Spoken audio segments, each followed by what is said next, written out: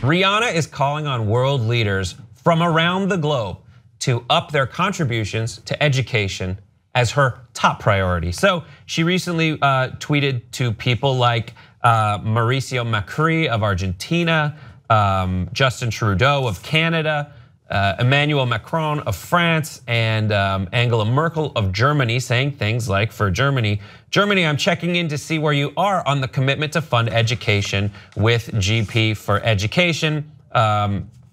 Regsprecher, I'm depending on you.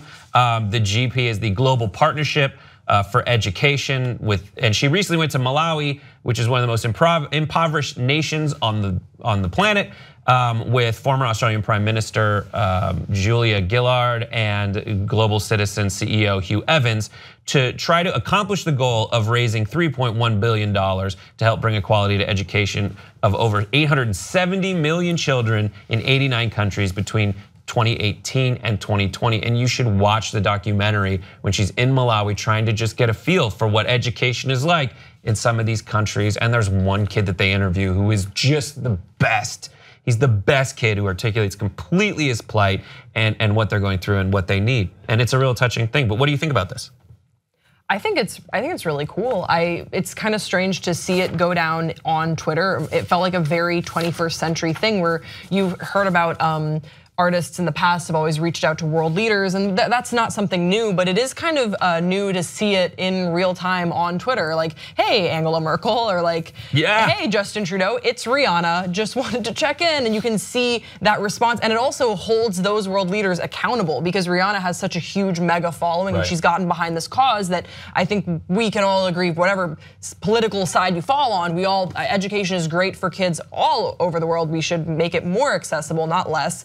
And it holds these world leaders accountable. Where do they stand? They have to respond. And whether or not they respond financially or whether or not they just respond with resources, that will be really interesting, but they do have to let their voices be heard now. I agree, Grace. Rihanna has a huge voice, as you pointed out, that her reach is so vast. And also physically, very huge voice, wonderful singing voice. Those Sia songs. She could have just called to them. Those Sia songs. The song Sia writes for her. That's a good group. I enjoyed those two together working. It takes advantage of her. What's your favorite Star Rihanna Trek song?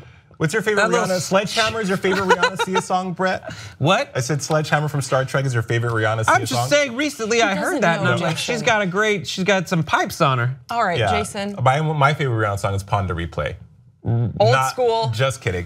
I like the Umbrella song. I hated that song. That's when I was like, she's popular. Ella, no. Back to him. He was making I cut him off. I'm sorry. It's okay, guys. I really am enjoying Rihanna's benevolence here. I think that like her 2012 album, Unapologetic, that's what I like about her, is that she just she's zero chill with her. And she's on the ground doing the work. It's not like she's saying, hi, I'm the poster child for this charity, and not really involved. You know, she has her Diamond Balls, the Clara Lionel Foundation. She's really involved, and there's a legitimate authenticity and genuine nature about Rihanna. I watched the documentary. You are so right. That little man was so articulate and very present in what was going on, and also seeing how they are taught in their classes here in the United States.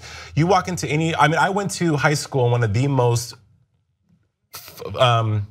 futuristic and ahead of its time schools in the country at that time. Really? What kind of stuff? High school. Star Trek. Yes, and Sledgehammer was our very close bell. Friends with Sia. So cool. Yeah, Sia was there. She did our senior class song. I'm just kidding. But so what was in your classroom that made it so awesome? It was just Rio Rancho High. It was actually featured in Time magazine in 1997. It was just the arts were really focused on a lot of, IMAX were just coming out back then, and so those were all furnished.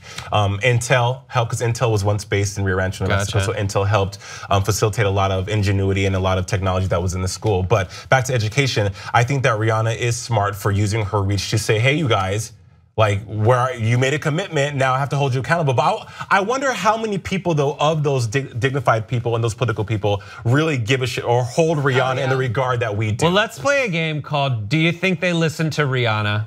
I put together a list of world leaders, and we're gonna look at their pictures. Like listen to her music? Do they go like? Do they heed the call? Because when I saw this, I'm like thinking of the roller coaster you must go on when you see like, Rihanna tweeted me? Badgalriri? Does she want to hang out? And then you're like, oh, she wants me to give money to education. No. I kind of want to do that, but sad. But who do you think appreciates? So let's go to the first one. Yes. Justin Trudeau of Canada. Yeah, he gets down for sure. With looks the like he's swirl, in- absolutely. Yeah, he looks like he's in a Rihanna video right there. Yeah, playing a Man, villain. He knows his angles. Or playing a villain or the debonair love interest. Exactly. But very 50 Shades of Grey in that particular film. And he probably since he's from Canada probably views Rihanna as super exotic because she is Caribbean. So he probably wants to dip his ink in the chocolate. I mean, Sophie, did you get that too? The look was kind of weird, right? Next one. Angela Merkel, Germany. Hates her. I bet she like sings like these weird, she probably has. I think they could have like a Thelma and Louise type friendship. I've never seen someone look so much like a ventriloquist doll. Look at this. Look at her. Hey, Brett, she looks like Annabelle. the doll Annabelle.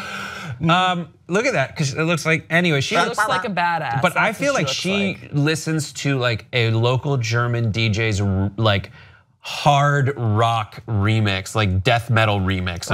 You mean like Rammstein? Rammstein, like, yeah. Du hast recht. Yeah. Du hast recht.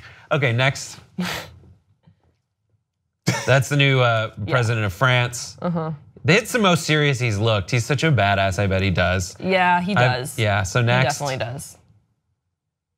Vladimir Putin. Secretly. Very secretly. Tapping his foot like a gentle tap. Absolutely. He behind closed doors, he is playing on heavy rotation and super repeat all of Rihanna's what's that album? Rated R. Yeah. He's with it. Really Please don't stop the music. Yes. No. Shut up and drive. Don't stop the music. Shut up and drive. Shut up. Please don't stop the music. SOS. Yeah. Next up, the Pope. Yes. He's a cool grandpa. So he listens, but he doesn't really get it. That's how my grandpa Or is. he can't hear it all. There you go. And finally, who's the last one? Donald Trump. No. He hates Rihanna bigly. Bigly hates Rihanna. All right, guys, what do you think? Let us know.